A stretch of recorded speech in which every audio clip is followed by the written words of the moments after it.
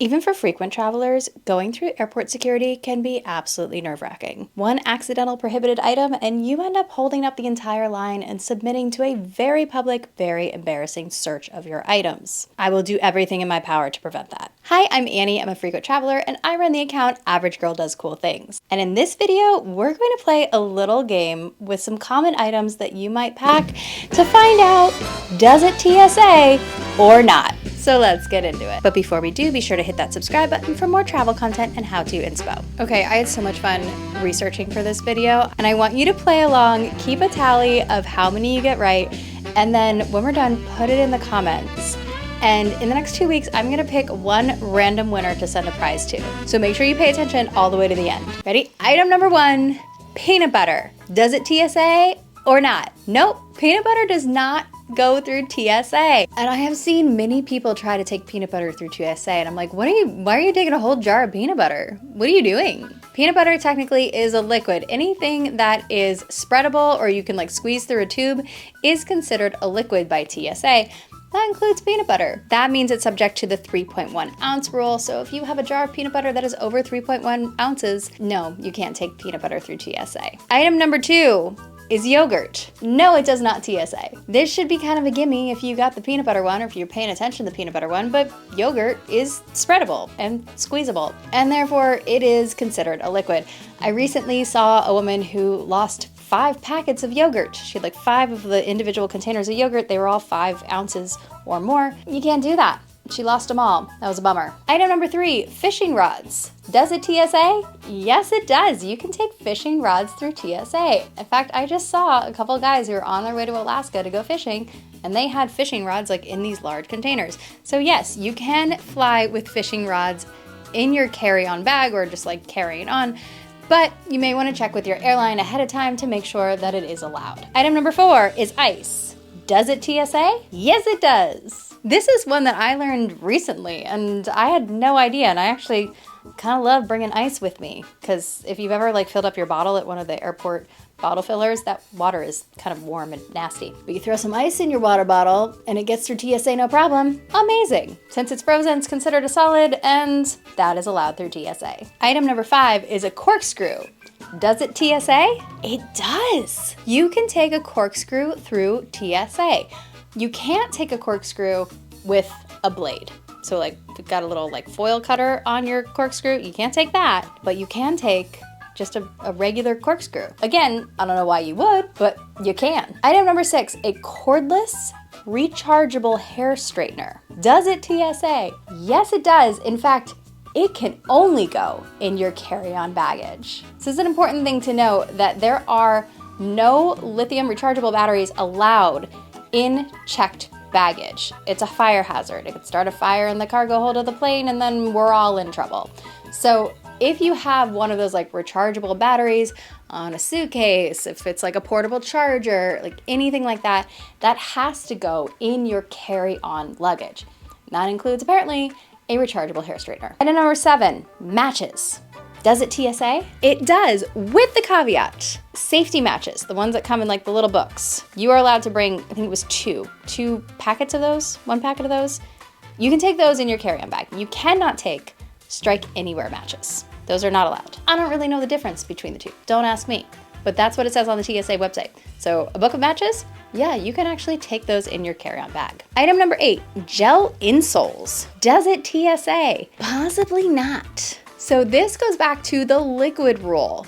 If the gel in your insoles is more than 3 ounces, and I don't know how they tell if they are or not, it's not allowed through TSA.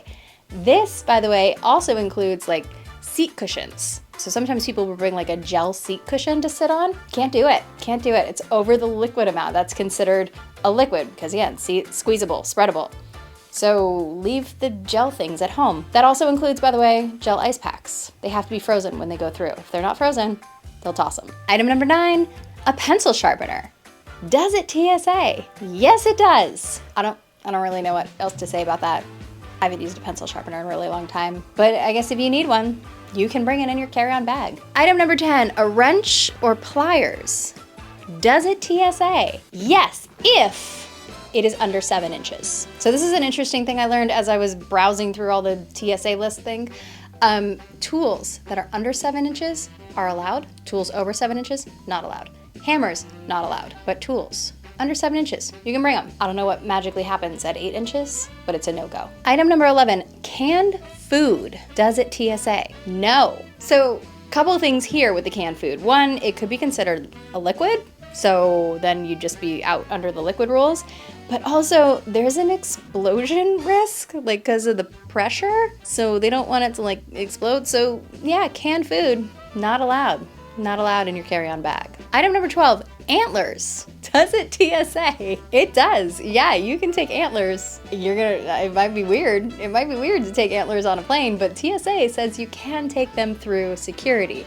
Now, again, this is one where like you're probably gonna have to check with your airline to make sure the airline allows that on the plane, but you can get them through security, so have at it. Item number 13, baked goods like cakes and pies. Does it TSA? It does. Yeah, you can bring your cakes and your pies, which I thought was interesting because if you have like a cherry pie, is that considered a liquid? I don't know. We got a little gray area there. They just said that you can expect, if you take cakes and pies, totally allowed, the X-ray won't harm them. However, do expect that they may do some extra testing and checking. So leave extra time if you're bringing a pie. Item 14, a candle. Does it TSA? Yes, if it's solid. Solid candles are allowed through TSA. However, I will say, last year I took a candle through carry-on with me, like on my carry-on bag as a gift. I had it wrapped.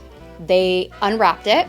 So just a little tip there, don't ever wrap things before you go through TSA because they may unwrap them. And they were concerned about, it was like the little metal disc. It was actually like this candle right here. I gave it as a gift. So the little metal disc that holds the wick, that was what they were concerned about on the X-ray machine. And the guy was training a new person and they almost didn't let it through, which would have been a bummer because that's a $30 candle. But supposedly TSA says you can bring solid candles through. Okay, where are we? Item 15, baseball bats. Does it TSA? No, it does not. You cannot take a baseball bat. You can take a fishing rod, you can't take a baseball bat. Because items that can be used to bludgeon somebody are not allowed. And a baseball bat you could use to bludgeon somebody. Important to know. Same with like the hammer. Remember I said you can't bring a hammer? Same thing. You can hit somebody over the head with it. Not allowed. So no, baseball bats, not allowed. Item number 16, bear spray. Does it TSA? Nah, you can't even get it on the plane. In any way, shape, or form, you can't take it in carry-on and you can't check it. Bear spray, very irritating. Would be very, very bad if bear spray went off in a confined area, like an airplane. So no, you can't take bear spray. I did learn, however, because I was looking at going back to Glacier this year, you can rent bear spray. Did you guys know you can rent bear spray in many places? So if you're looking at getting bear spray, if you're going hiking or camping or something, see if you can rent it at the airport. Kind of cool. Item number 17, a blender. Does it TSA? Yes, if you take the blade out. You have to take the blade out, you gotta put that in your check bag. But otherwise you can take a blender. I don't know, again, why you're taking a blender on an airplane. I'm like, maybe if it's like one of the little bullet blenders or something. I don't know, if you're somebody who takes a blender on an airplane, please tell me why. I'm so curious. Wouldn't occur to me. But yeah, you can take it on the plane, okay. Item number 18, bug spray. Does it TSA? Yes, if. It's another one of those caveat ones. You can take bug spray if it is the spray on skin kind and it is under 3.1 ounces, okay? That's okay, you can do that. If it is over 3.1 ounces, nope, gotta go in your check bag. If it is aerosol, nope. And if it's the kind that you spray like at the bug, not allowed. So it's like, that's considered like a weapon because you're spraying it at the thing, kind of like bear spray. You're like incapacitating the thing. Can't do it. Not allowed. Who knew? Item number 19, Christmas crackers. You know, little like party crackers that you grab and you pull them apart and there's like a little crown and a toy and a thing in them. Does that TSA? No, you cannot take Christmas crackers. They are considered an explosive because a little pop wild. So here's an interesting thing with the explosive thing. The TSA technology does detect that kind of stuff. I once, years ago, when I was dating my ex-husband, we went shooting at like a gun range, and the next day I flew and I had the same sweatshirt on that I had worn to the gun range, and it picked up the gunpowder on my sweatshirt. I had to like have that specially screened and like rubbed down and everything. So good to know, they do catch those things. and that's why Christmas crackers wouldn't be allowed. Item number 20, a foam toy sword. Does it TSA? No. I was kind of surprised by this one because I was like, isn't that obvious that it's, I don't know if it just has to be like a really obvious toy, maybe if that becomes like a bludgeon thing. And then I was like, how hard is the foam we're talking about? But I thought it was weird that TSA specifically said a foam toy sword prohibited. Sorry. Here's one in the same vein. Item number 21, a lightsaber. Does it TSA? Yes. You can't take a foam toy sword, but you can take a lightsaber. So here we're, obviously there's not real lightsabers. We're talking about like the ones you can get at like Disneyland. Yeah, you can take those on the plane with you. That is allowed. This one I included in the video specifically because shout out to whoever writes these things on the TSA website, because this description is hysterical. Dead. Love it. TSA has a great sense of humor. If you don't follow their social media account, like their Instagram, highly recommend. They're pretty darn funny. Item 22, a magic 8-ball. Does it TSA? Nope. We're back to the liquid thing. And again, shout out to the person who writes these on the TSA website, because I love the way they put this one, and again, had to include it just because of this. But magic 8-balls, no, nope. Sources say no. Item 23, a cast iron pan. Does it TSA? Nope. Nope, you can't take a cast iron pan. Again, going back to the bludgeon rule. The baseball bat one, same with the cast iron pan. You can bludgeon somebody with it, so not allowed. Kind of crazy. Item number 24, a Samsung Gallery Note 7. Does it TSA? I feel like just with how specific this one is, it's gonna tell you. Nope. You cannot take a Samsung Note Galaxy 7. And I'm gonna read the ruling to you, okay? So, the U.S. Department of Transportation, with the Federal Aviation Administration and the Pipeline and Hazardous Materials Safety Administration, have issued an emergency order to ban all Samsung Galaxy Note smartphone devices from air transportation in the United States. Individuals who own or possess a Samsung Galaxy Note 7 device may not transport this device on their person, in their carry-on baggage, or in checked baggage on flights to, from, or within the United States. I feel like Samsung hopefully they're not making this anymore, but it's a big no-no and you can't even get it on the plane. Bear spray and a Samsung Galaxy Note 7. Nope. Item number 25, last one here, people. A waffle iron. Does it TSA? Yeah, you can take a waffle iron. This one I was also kind of surprised about because I'm like, isn't this kind of the same as a cast iron pan? You could hit somebody with a waffle iron. I don't know about that one. Also, again, why are we bringing a waffle iron on an airplane?